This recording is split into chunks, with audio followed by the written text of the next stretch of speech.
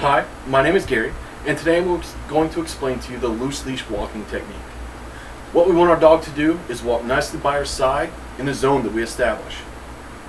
Why we want to do this is no pulling on the leash, so that's going to reduce the risk of injuring their neck. It's good polite manners, and of course it's just going to make a more enjoyable walk for you and your dog if you don't have to fight them all the way. How we're going to do this? We're going to use good cues, proper leash technique, proper feedback, and of course treats. In order to teach them, there's going to be 10 things that you need to remember to do at all times. Number 1, you need to have a visual and a verbal cue. A visual cue could be a pat on the leg. A verbal cue, let's go. You need to do them both at the same time. So it's going to be, let's go. Number 2, eyes forward. You need to make sure that you're not looking at your dog. If you're doing that, it makes it look like you're asking them for permission to walk forward. So eyes forward, not looking at your dog.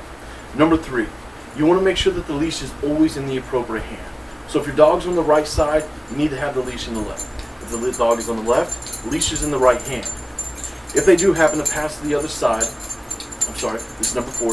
If they do happen to pass by on the other side behind you, you want to make sure that you pass that leash behind your back, sticking close to your body, so that you're not losing much strength or your center of gravity isn't being compromised.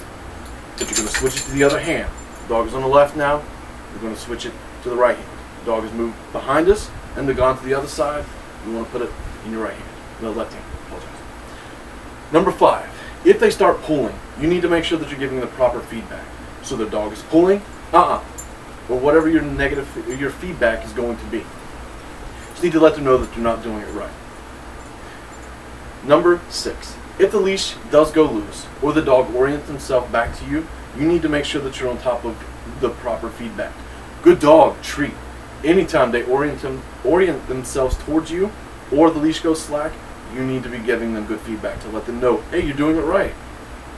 Number 7, after giving the feedback to let them know that they did it wrong, you need to go ahead and give your commands again. Let's go. Make sure that they are getting in the habit of hearing this so that they know that, hey, we're moving forward. Number 8, you want to make sure that you're repeating your command every few steps in the beginning. Again, this is to make sure that the dog is starting to understand or helping the dog understand this means we're getting to walk. Let's go. Number 9, you want to repeat your signal on any turn that you make. This is making sure that the dog is still understanding that just because you're changing directions, it doesn't mean that the command or what we're doing is any different. And of course, the last step is over time, the repeating of the signal is going to decrease. So if you're doing it every 2 steps in the beginning, you're going to do it every 6 steps. Every 6 steps, every 12 steps. You just want to decrease it so that the dog, you don't have to be constantly telling your dog, let's go, let's go. So if you have any further questions, please rewind the video, take a look at it again, or contact me, Gary, at Westlake Canine. Thanks.